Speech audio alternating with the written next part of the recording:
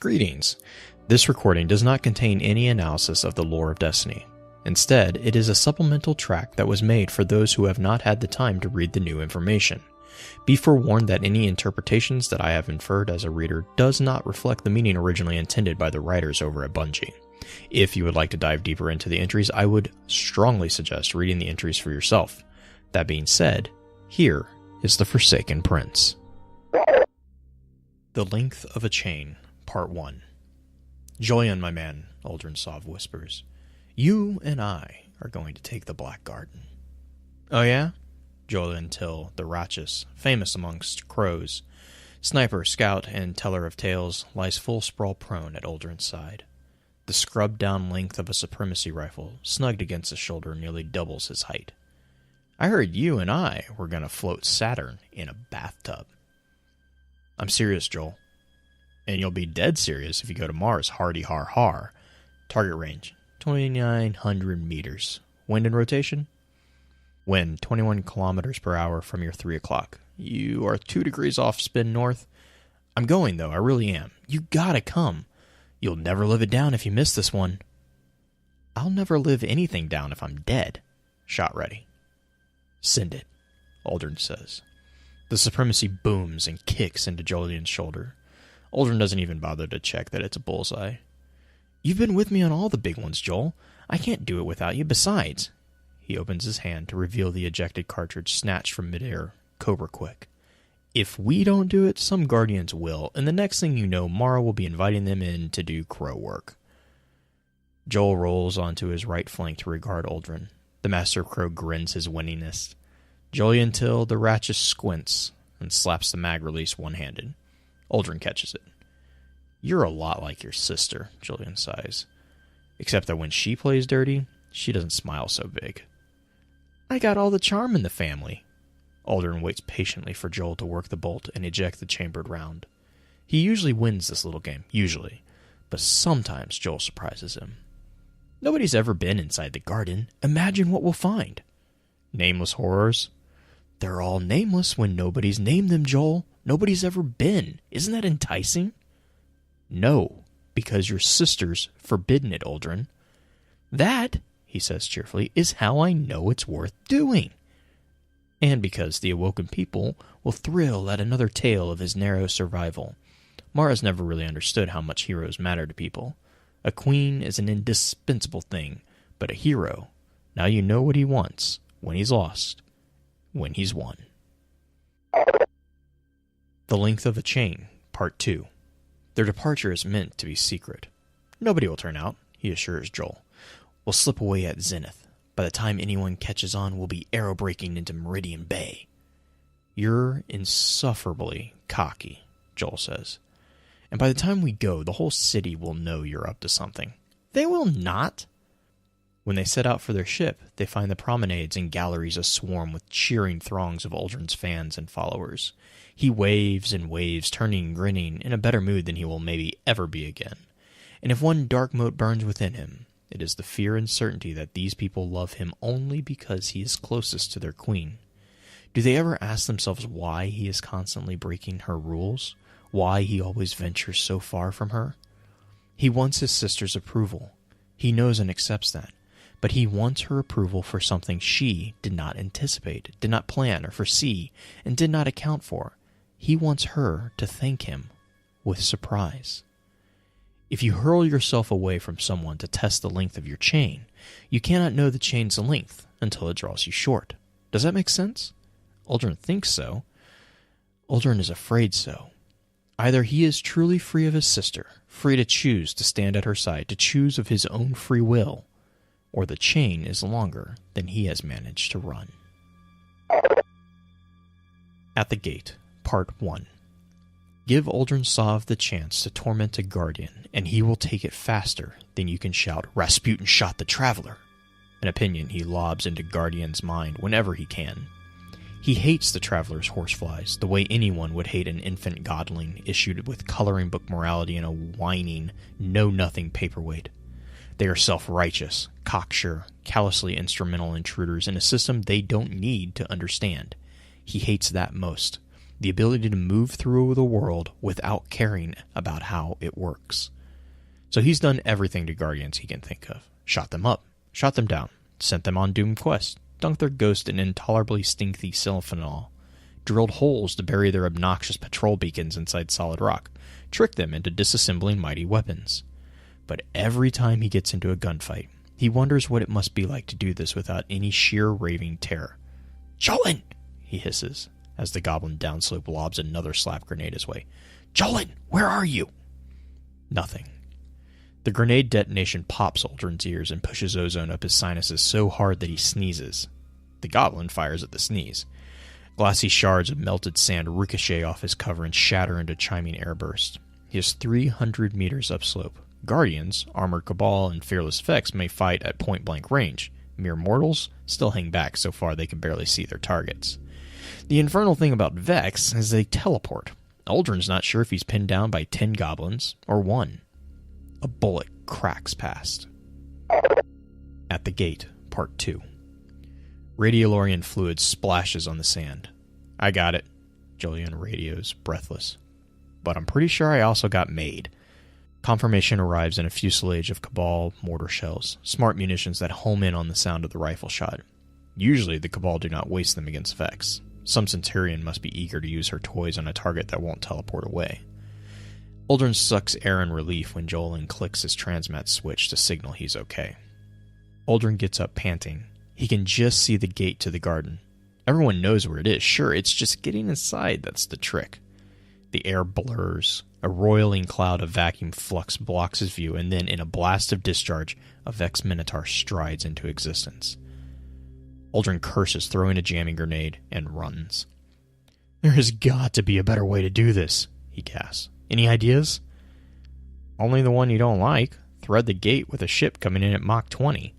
"The gate's not active. Even if we made it through the Cabal guns, we need to trick the Vex into opening the door." "That means killing a gate lord with just our personal weapons." "No, it doesn't," Uldren breathes. "I have a princely idea." This is what Uldren lives for, skittering past death, brushing its whiskers, leaping away from that toothy maw. "Break contact. We need stealth now. Then we need to pick a few unfortunate targets." Through the gate. They crawl belly down across the Martian desert like worms. Active camouflage ponchos break up their outlines. The roaming Cabal harvesters growl on the horizon. For the last 8 hours, Jolyon has been picking off Cabal infantry with his rifle, fleeing the eruption of automatic counterfire.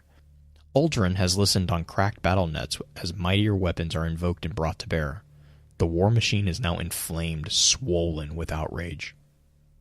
Jolyon touches Uldren's ankle. Fingertips drum out a code. "How far?" 50 meters, Uldren whispers. "If the Vex know we're here, they haven't..." The air prickles. Subsonic groans of power stir in the sand. Something mighty awakens above them. "Never mind," Uldren mutters. The Vex have now reacted. He throws off his poncho, rising with revolver and deflection grenade in his fist, screaming challenge. Jutting from the Martian desert before them is the canted fringed loop that is the Black Garden's gate, huge enough to swallow a fallen skiff. It thrills with infinite energy. Out of that aperture emerges the behemoth silhouette of a Vex Gatelord, metal and mind crashing together, self-assembling, ready to defend the secret place.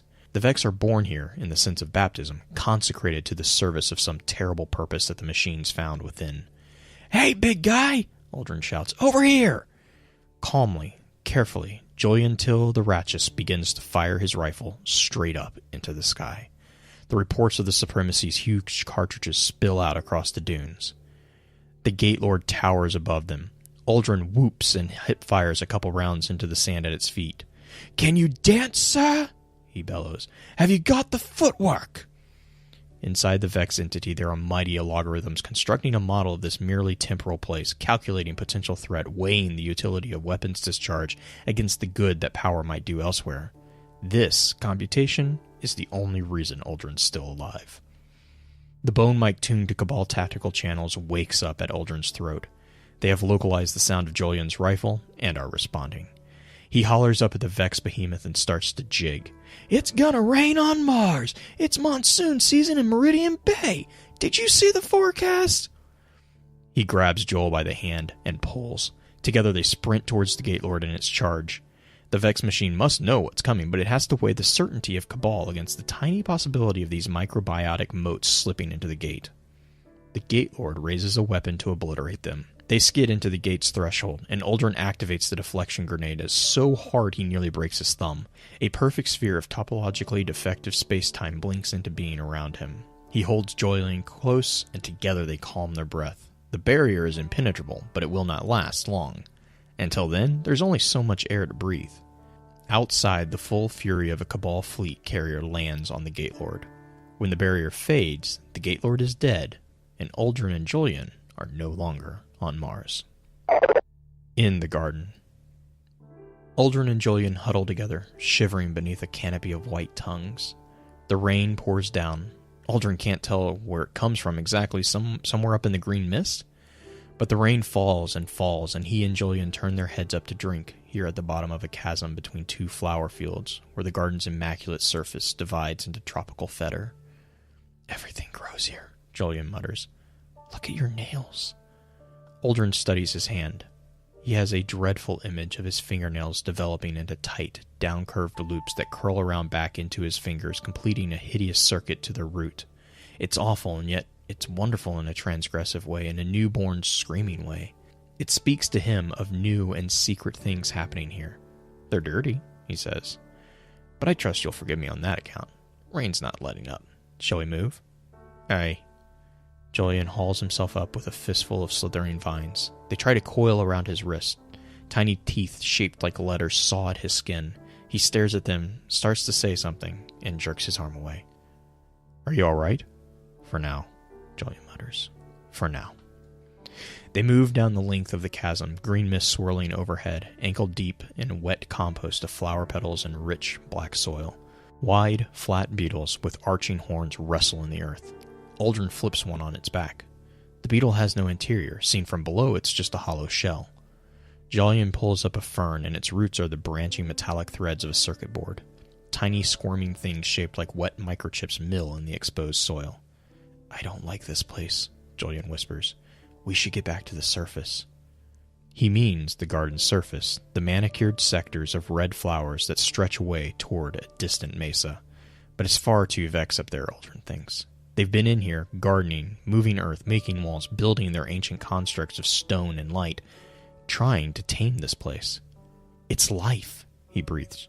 "You're right, Joel. Everything grows here." He cannot let this place be killed. He cannot let it be looted and overthrown like everything else that doesn't fit into the narrow binary dogmas of the Traveler's undead warriors. Excitement seizes him and he runs ahead, sloshing through the muck, laughing aloud. "Uldren!" Jolyon shouts after him. "What are you looking for?" "I don't know," he cries back. "That's what's so incredible. I can't know." On the hunt. They track the last Cabal soldier from the place of carnage, onward through the flower fields, following the dribble of black oil that escapes the wounded legionary's pressure tourniquet. Uldren moves with a cold, vicious anger. War here in the garden. Petty, detestable war, brought into this place by some blundering Cabal expedition. They deserve what they got. The garden must be left to tend itself, mustn't it? It must be allowed to evolve its secret fruits. The terrain dips. The red flowers fade away to low woven grasses. The wind whispers, soft words, sentenced with just the beginnings of syntax, the cadence almost musical. "Brain stain," Jolyon whispers, fearing infection by a contagious idea. "We should." But his voice trails off as Uldren pushes ahead, down into a low vale, slipping easily through tangled undergrowth. Vex. There are Vex here, dozens of goblins and minotaurs, still as statues and covered in moss, in a ring like some robotic hinge. They are singing in faint, wraith-like notes of inhuman clarity. Uldren knows what this place must be. The Cabal legionary huddles behind a stone. Uldren creeps forward. By the time the wounded, bellowing thing knows he's there, he has a knife pressed to its helmet, right above the cleft of its lips and the soft tissues below. "Don't move," he says in Olorant. "Don't speak. This knife is atom sharp." "I can tell," the legionary grunts in its native tongue. "It's right up in me eyes, practically shaving me bristles." "Do you know where you are?" Just about the worst place everyone's ever gone. You say that because you can't smell the air, Aldrin says. It's sweet, like pollen and thunder. Why did you come here? Not by any chance of our own, sir. The milk robots abducted us. The whispers have taken on a soft hint of Ulrant grammar, confirming Aldrin's suspicion. This is a place where abstract patterns war for survival, fighting to propagate themselves by preying on each other. The Vex are singing to see how the garden changes their song, and even this conversation has fertilized the air. Why are they here? What do they want? They come here to pray, sir. They're making vessels out of themselves. They're the worst things ever to be, sir. They hate existence. How do you know this? Oh, from the seeds, sir, The legionary says. Do you see 'em? And without hesitation or second thought, he punches the emergency medic release on his helmet.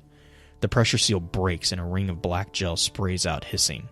The legionary slumps over. His helmet tumbles into his broad lap. Beneath the layer of gel, the whole surface of his skull has the pitted texture of a strawberry. Thousands of tiny seeds glisten in the Cabal's flesh. Aldrin brushes the skin in fascination. Aldrin, Jolyon radios. I really don't like the expression on your face. This place has secrets, the prince murmurs back. The bone mic feels cold and inorganic, poorly mated to his flesh compared to the warm, close-packeted pits of the legionary's deformed skull. So many secrets. They grew in him, Jolyon. The garden grew its secrets in him. Who gives a rat? Jolyon snaps. Your Highness, we've got to get out of here before whatever happened to them happens to us, too. He's afraid of secrets, Aldrin realizes. The unknown terrifies him, which is very sensible, very rational. The attitude of a good scout, a good soldier, a survivor. But Aldrin can't stop imagining how astonished Mara would be at this place. What if he could bring her here? What if they could explore this place together? After the Heart, Part 1. Mara, I picked you flowers. The Queen's retinue parts before Aldrin. Astonished eyes flicker between his face, his wounds, and the potted flowers cupped in his hands. Some of them see a madman and reach for weapons before they remember that this is Aldrin Sov, Prince of the Awoken, beneficiary of the Queen's limitless indulgence. Asphodelia is its name. He kneels and offers it to his sister. It grew only in the Black Garden, until today.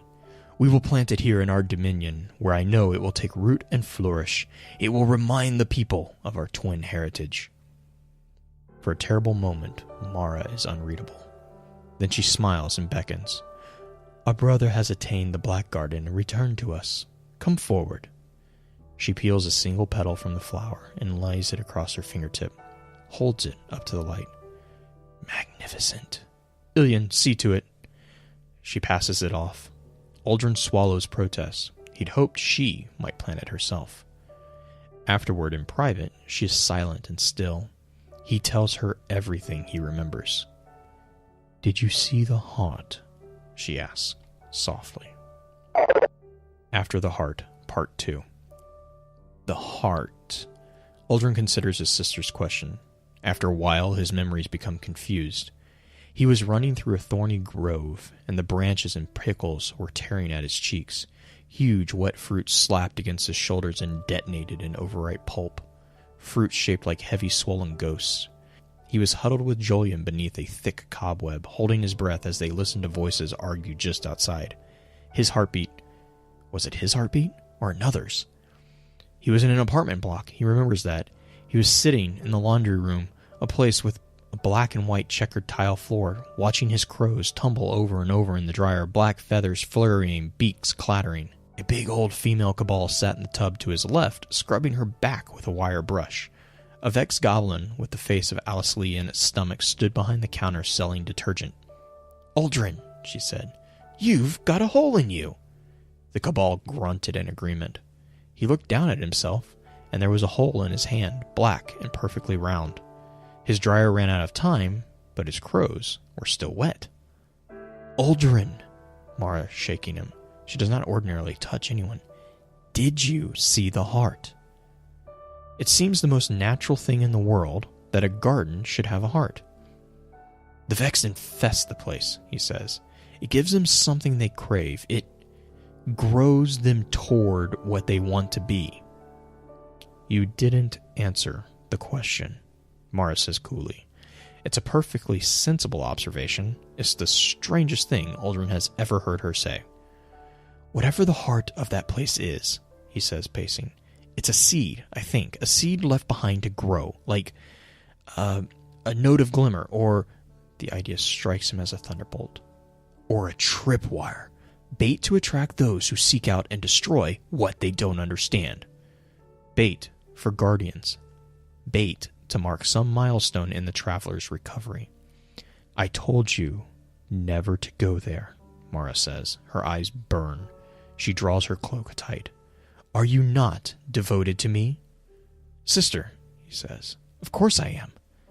Yet you defy me. Yes, Aldrin thinks. Yes, aren't those the same thing? How could you care at all for something that never surprises you? He feels suddenly, utterly alone. Jolyon. When he sees Jolyon in the arsenal, the realization of his own sheer, unbelievable, inconsiderate, disgraceful boorishness makes Aldrin gasp aloud in horror. Hey, he calls, roughly. He's not sure how to apologize. He hasn't spoken to Jolyon since they returned from the garden. He didn't commend Jolyon to the Queen or throw him a fete for his bravery or even ask if he was sleeping all right after everything. He forgot about him. Hey, Jolyon says, not looking up. You weren't at the range yesterday. Oh, you don't need a spotter, Aldrin says, trying to tease him. But it comes off flat and dismissive. I've been, dreaming, recording his dreams, pouring feverishly through the Origin library, searching for confirmation of what his heart wants so desperately to be true. The future of the Awoken could lie in that garden. There is a wellspring of light on Earth, a blinding beacon that will only grow brighter. The Awoken will not survive, not as they are. Mara's vision and the truth of their origins will be lost, diluted by the anodyne philosophy of those city-born ideologues. The Guardians will kill everything they find. What if the garden is the traveler's antithesis? What if the Awoken can find in that garden a new place of balance and equal potential between the darkness and the light? As the light brightens, the shadows deepen. Jolyon is saying something. Sorry. Aldrin grunts, fussing with his revolver. What was that? I said we should talk about what happened in there. Yes! He realizes now how afraid he was that Jolyon wouldn't see the significance of the place. Revulsion and fear, yes, natural responses, but he must see past them. Yes, we've got to record all our observations before they fade. I should have asked you sooner, Aldrin. I don't want anyone to know what we saw. Oh. This kindles a little bonfire of warmth in his gut.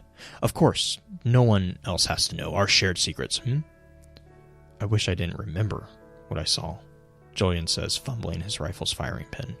It hits the floor like a dull chime and rolls underneath his bench. He doesn't go after it. And I don't keep secrets. Aldrin thinks about this for a moment. The profound truth of it hits him like a cold wind. You don't, do you? Jolyon knows exactly where he was born, to what lineage. His capabilities as a marksman are public record. As one of Aldrin's crows, he flies dangerous surveillance missions, but he is not a covert operative. Aldrin knows everything about him. You gonna be on the range tomorrow? Jolyon asks, too casually. Thought we might shoot a few magazines. Not tomorrow, Aldrin says. I have work to do. He is already trying to imagine how Mara would react if he tries to turn the Oracle engine on the garden. The things he might learn, the things she will surely want to know. After the fall. She is gone. He lives now in a state of perpetual dread. He hates the future because he fears it. He fears its emptiness, and he cannot imagine lonely eternity without her. As he staggers down the edge of a Martian chasm, he can feel the drop calling to him, begging him to join her, to end it all. The heat of the place soaks him in sweat.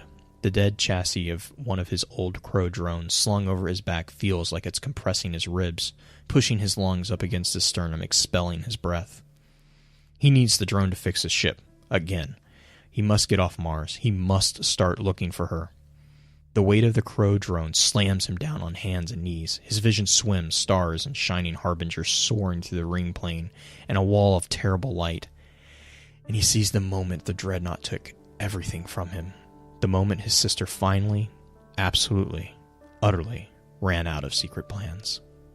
That instant when all sound ceased and he screamed in denial, and yet, in spite of his soul's plea to die with her, reached for the deflection shield that saved his life.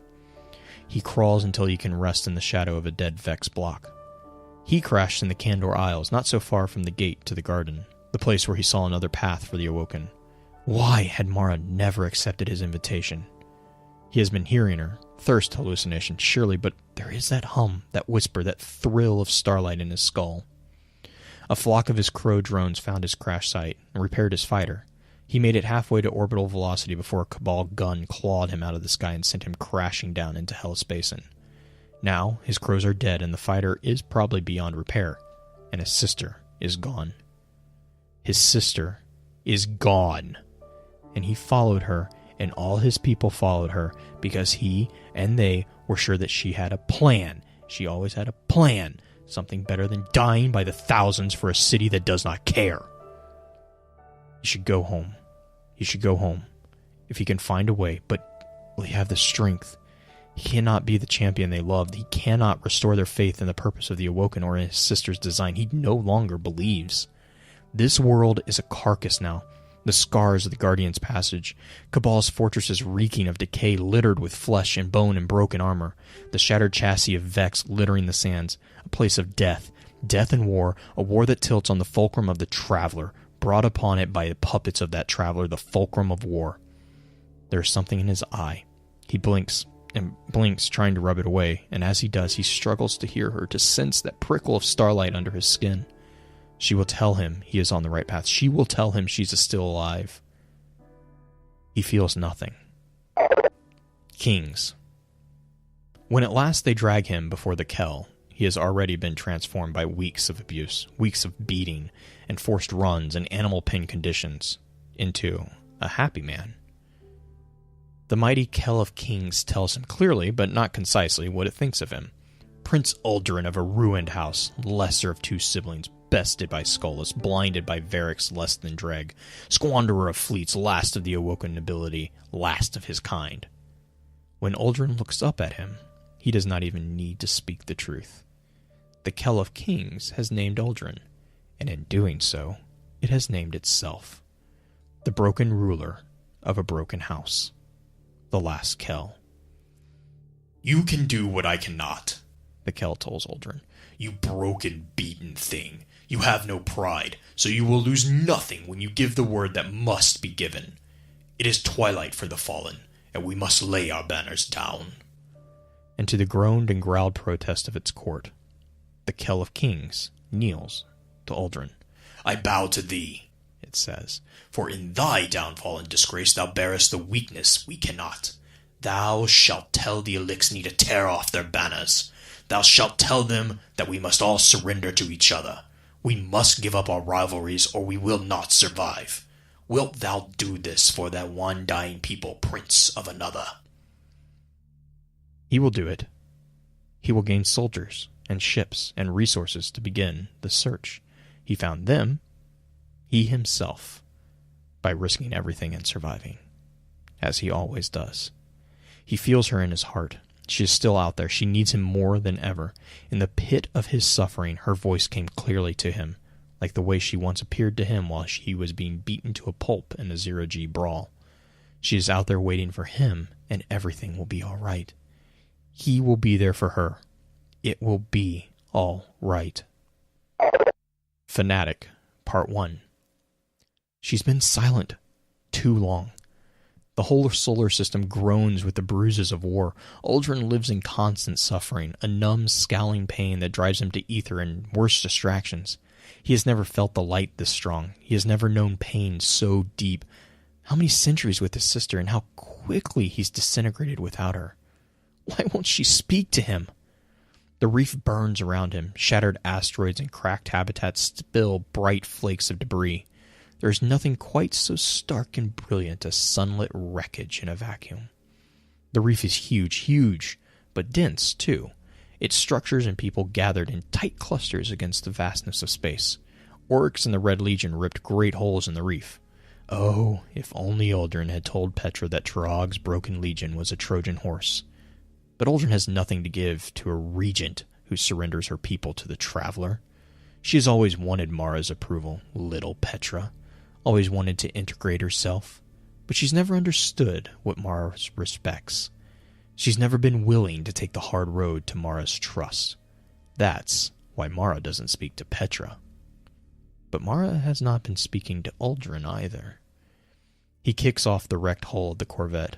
He and the Kings have been raiding the asteroid belt, knocking out shipping heading to Earth, trying to further destabilize the reef.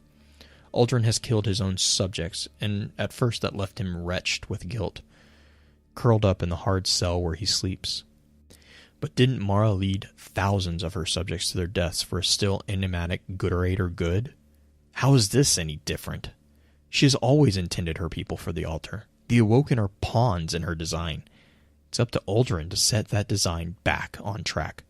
"Mara!" he shouts up into the starlight. He has come too far to beg now. He's done too much. He demands her answer. "I'm not angry. I forgive you for sacrificing yourself to save them. But you must answer me now. Am I on the right path? And am I nearer to finding you?" He has the House of Kings as allies. His raids on the reef have forced Petra to pull back, consolidate, focus on protecting her citizens instead of collaborating with the Guardians. But is he any closer to Mara? Can he trust himself to do this? He always wanted to surprise Mara, to make her recalculate her plans. But it would help him so much to know that she foresaw a little of this, to be certain he's headed in the right way. "Mara!"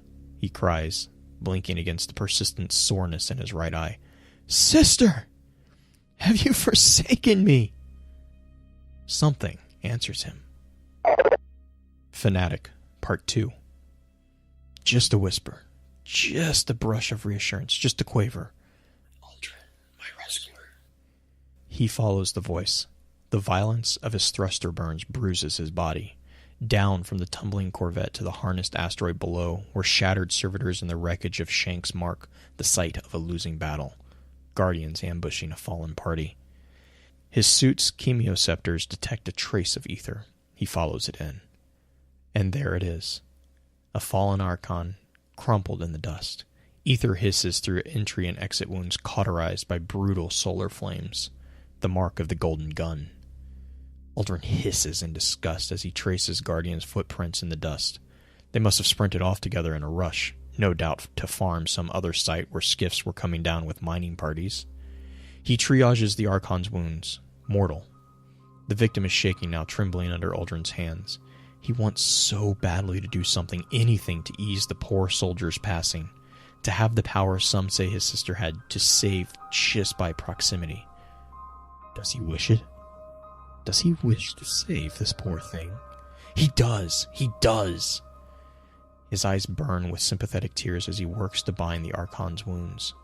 His hands are quick and gentle, and he weeps with the strength of his hatred for the Guardians that did this.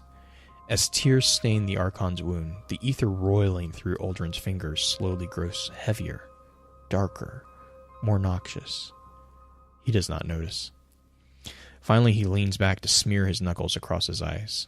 Sore. They're always so sore. Under the unmarked helmet, 4 dead eyes open in wonder. The Archon croaks a word, a broken leftover of a dying hallucination, calling out to whoever he wanted to see welcoming him into the afterlife. "Dad?" The Severance. He has come to the realization that it no longer matters if he doesn't know what to do or if he's doing the right thing. What matters is that he wants. If he wants to find Mara and save her, if he wants to do the right thing fiercely enough, if his intentions are good and powerful, he will find the way. He just has to believe in himself. No more paralyzing analysis, no more painful regrets. He has to go forward without doubt. The Awoken are a beautiful creation. He must keep them safe. Secrets are safe. "Sister," he asked the wall of his quarters. Lately, in between bouts of euphoria, he's been sleeping too long. Sometimes it takes him an hour to get to his feet, and another hour to make himself don his armor. Wasn't living easy once? Couldn't he do things just by wanting to do them? The spark has gone out of him, the spark of the possibility of Mara's trust. He needs it back. Come home, The wall tells him. it's time to come home and take your crown. He leaps to his feet. Yes! He wants something again, wants more than to lie here numbly. He wants to show his face to his awoken people. He wants the fanfare played at his welcome. He wants to make a speech accepting the kingship. He wants to terrify and stir his people with the ferocity of his need to save Mara. The Awoken have survived so much. He will tell them that they do not need to survive anymore, that the end is coming, the end of the long plan. He goes to the Ketch's bridge. What news from the reef? He barks. A shank casts the sound to his ears. Petra's voice. Petra, who dares to try to replace what does not need replacing. Kate, the targets are in the crater now. My fire teams are in blocking position. Whomever you've got, call them in. Guardians. Petra and the Guardians working together? Did Mara ever want this? Aldrin thinks not. Is it possible that he's too late, that the Awoken are no longer awoken? Lulled by the absence of his sister into the traveler's trance? Set a course for the Vestian outpost, he snaps, rubbing at his eyes. Prepare skiffs for a camouflage insertion. We will put an end to Petra. What are you doing? A captain of the Kings growls in his ears.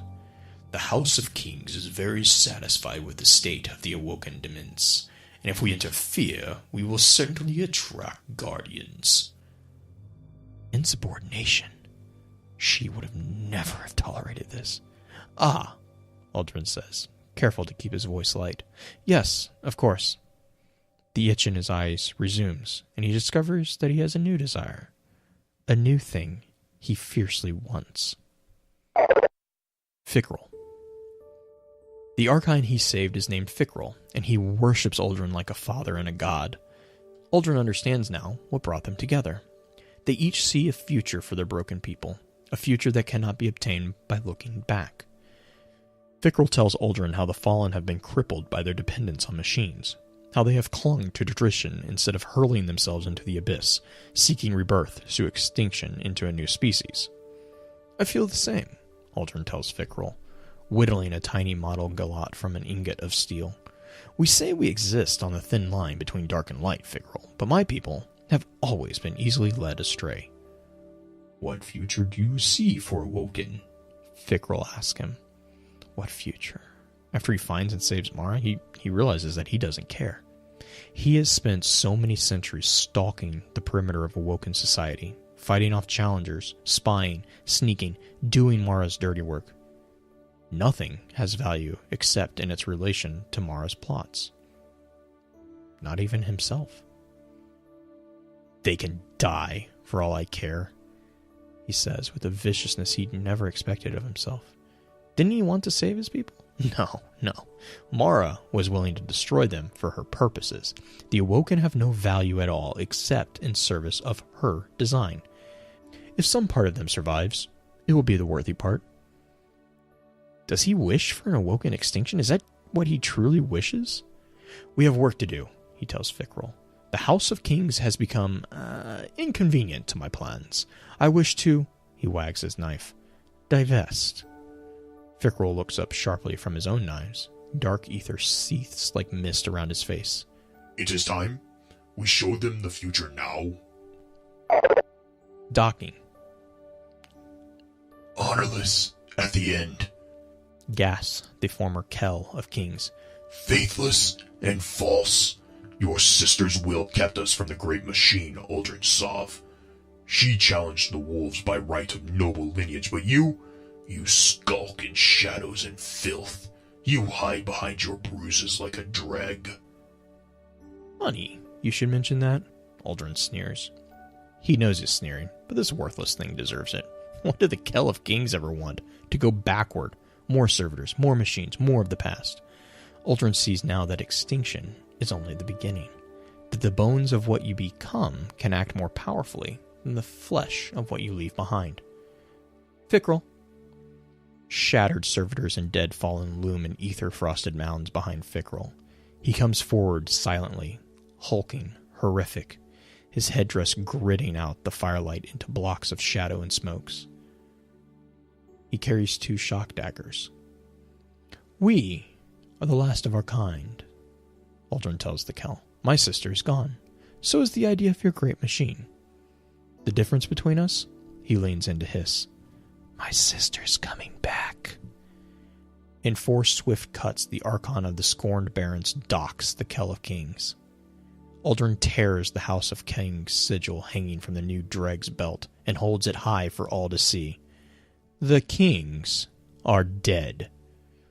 "Long live the king," come Fikrul's reverent growl. Petra. After that, Uldren and Fikrul part ways for a time. Fikrul goes to his bloody work, reshaping fallen society the way a hammer reshapes a spider, and drawing certain useful elements to him. Uldren resumes his lonely search for Mara. He remembers a time long ago, scouting with the crows, scouting with a young corsair who wanted nothing more than to be defined by her wrath. Perhaps Petra can be saved too. He finds her in Thieves' Landing.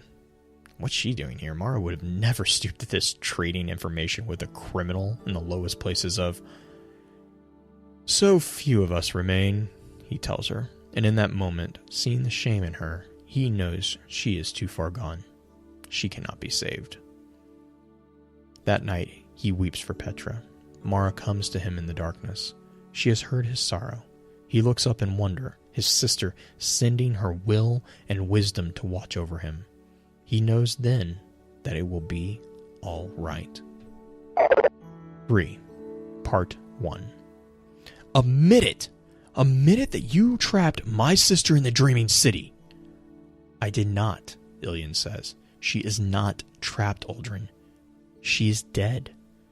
Uldren knows the truth now, and he wants things to be right. He wants it so fiercely that he knows nothing he does in pursuit of this want can be wrong. "Witch lies!" He spits, venomous. "She is alive." Jolyon measures him in silence for a while. Then, "We knew you would come," she tells him with quiet, calm defiance. "You're lost, Uldren. You knew I'd come, but you never searched for me? My sister would take your eyes for that." "Your sister needs nothing from us now, Uldren. Not even you." The rage is almost enough to make him kill her, but he knows Mara would not approve. She is with him now. She is substantial, if not corporeal. She dances at the edge of his sight. "You're so close," she whispers. "Free me from this place, Uldren Sov." "You've gone mad," Jolyon says with repulsive empathy. "I almost did too when I knew she'd gone. Why do you travel with that thing? What have you come to do?" "I've come to finish it," Uldren tells her. He even tries to smile because he's being honest. He's telling the truth. "I've realized I was a fool to try to surprise her. We all exist through her design, Jolyon. We all act only by her consent. I'm going to save her because she needs me to save her. When she needs me to die, I will die. And when she has completed her great design for the Awoken will die too. It is the reward we so richly deserve, for we owe everything to Mara. It would be wrong for us to outlive our purpose. Trust me, life without her is worse than... He chokes on it. He can't describe it. At the edge of sight, Mara watches him with all the heartbroken concern and tender care he has always wanted from her. That evening, he surrenders himself to the reef. Free, Part 2. They take him with a full strike team, and one of the snipers, joining Uldren and his jailers at the extraction point, looks him full in the eyes, like he's asking a question. A tall man with a long rifle. Narrow, intelligent eyes. Handsome. Did Uldren want something from him once? Something important? Uldren absently rubs his eyes as he stares at him. He frowns, but he can't figure it out. They take him to a discreet landing dock on one of the lower levels of the Prison of Elders. When his containment unit hisses open, the glow and mist silhouette an Exo with glowing blue eyes, and a woman with her weapon drawn. Petra herself. She stands there in silence. He knows she wants to kill him. He knows she wishes him to say, "You've done well." She speaks to you? Her words are curt and direct. What does she say? Uldren closes his eyes and lets Mara's voice wash through him. He is here in the heart of Petra's strength in the prison she has so carefully tended as everything else falls apart. He is weak, and he is bound. These are the strengths his sister never possessed, the endurance of humiliation, the survival of defeat. She says. He lifts his head to meet her gaze and watches her flinch. She holds him in her weapon's sights as she withdraws step by careful step. The Exo steps forward to hood him with a black bag. She says, "Free me."